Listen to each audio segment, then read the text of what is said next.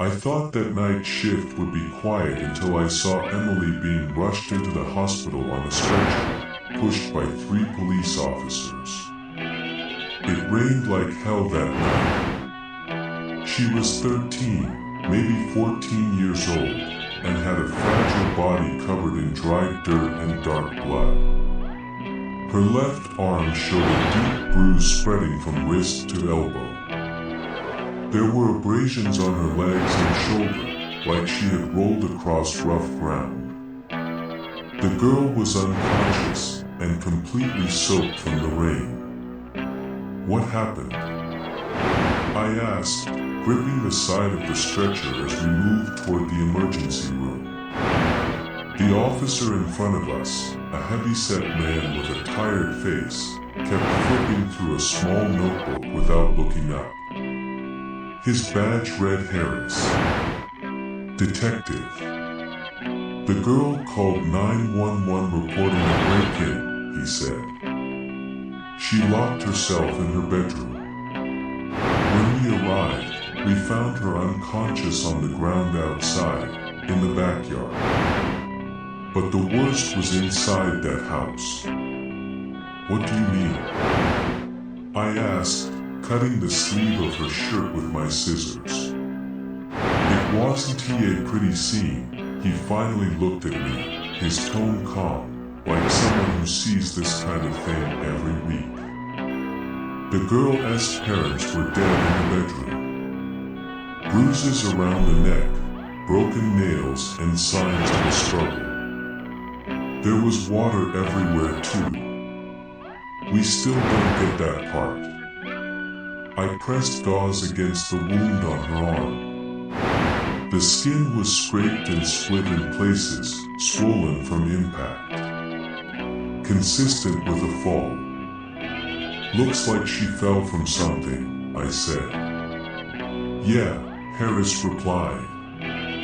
Her room is on the second floor right above where we found her. She probably tried to get away from someone. And did you catch the one who did this? Harris hesitated, like he was weighing his words, solving an equation in his head. Well, he said, things don't make much sense right now. No signs of forced entry. No indication anyone else was inside the house. The family had security cameras outside, so that should tell us something. I secured a temporary wrap around her arm and nodded to the nurse who came to help me. We moved Emily into an observation room, and there stood just the 3 of us. Me, Harris, and the nurse setting up the floor and checking her vitals. While I worked, Harris stepped away from the bed. He stood near the wall, writing frantically in his notebook. Emily then moved for the first time, still unconscious, and a low sound slipped from her mouth. Big brother is here, she murmured as if in a fever. Don't let him in. I must have had almost 2 cups of coffee before the nurse called my name, her voice excited. She is awake. I expected to find shock from her after she woke up. Instead, Emily sat upright in bed, perfectly still. Her eyes were fixed on the window, where rain was still falling like bricks against the glass. Her hands were clenched tight in her lap. Detective Harris was again inside the room, notebook in hand, standing uncomfortably close to her. What are you doing? I asked him. She is not ready to take questions. Tell me what happened. He ignored me. You called 911 and said you were scared of a big brother or something. His pen hovered.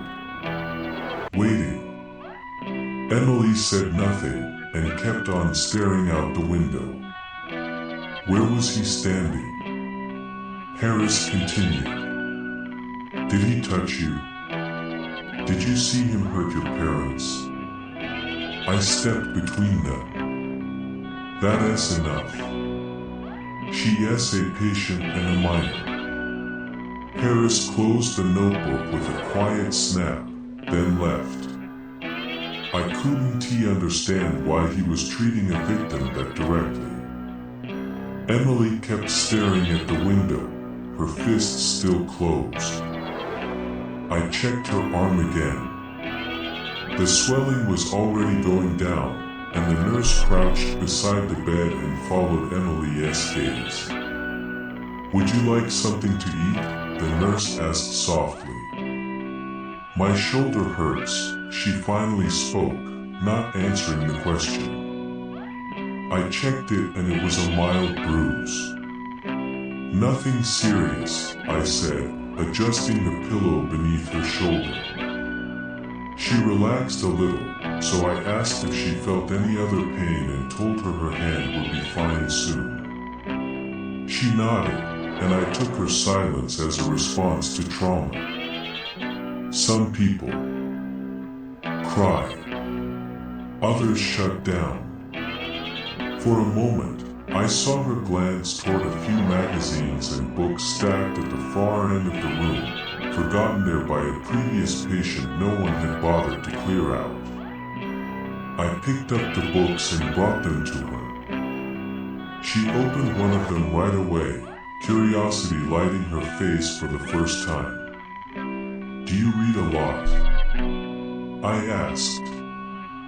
She nodded and told me a little about the books she had read, how she really enjoyed science fiction, and how the new school her father made her attend didn't have a library as big as the last one. I didn't ask about her parents, but there was tension there she didn't put into words. "My big brother was the only one that gave me books," she continued suddenly. "That is when I read my first science fiction." "Who is this big brother you mentioned?" I asked. Emily stayed quiet for a few seconds before answering. "He is my brother," she said. "He is not here anymore, but he still talks to me a lot. Sometimes he is nice. Sometimes he is not nice. Sometimes he does bad things, especially when he sees that I'm angry." "Like what?" She didn't look up. "Like what he did today to Dad and Mom." I talked with Emily a little longer, although she didn't come back to the murders. Then I stepped into the hallway. Found Detective Harris standing by the nurse's station, hunched over his notebook. His eyes were wide, focused, almost manic. He waved me over. "The cameras don't show anyone entering the house," he said. "None of it makes sense. I need to get her statement." "She mentioned a big brother a few times," I said. "Maybe you can start with that." "Yeah. Same one from the 911 call," he replied. "But it doesn't add up. Only 3 people lived in that house. And we're finding some concerning details about the girl." "Like what?" "We've found Emily has been in long-term psychiatric care since she was 9. And she was expelled from her last school for a violent incident. I'm trying to reach her therapist and the school to understand what happened." My stomach tightened. I didn't like where this was going.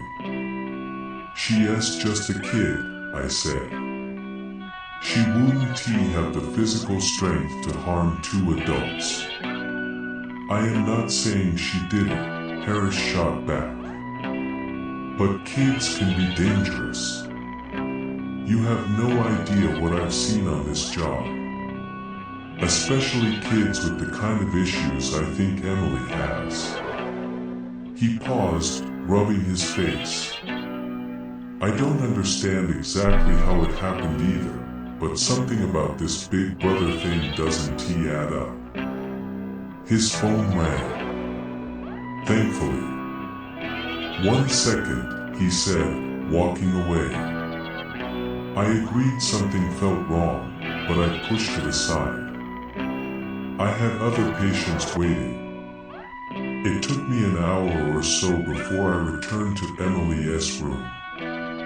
She was alone now. The rain hadn't let up. She was still reading quietly, and I wondered if I had ever seen a child handle grief so calmly. I stepped closer, asked about the book, and checked the injury on her arm again. A few minutes later, Detective Harris stormed in, eyes sharp. Emily lowered her head when she saw him. Did you try to strangle a girl at your school, Emily? He asked, standing too close to the bed. Is that why you were expelled?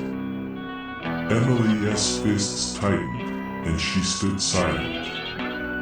And this big brother who hurt your parents? Harris continued.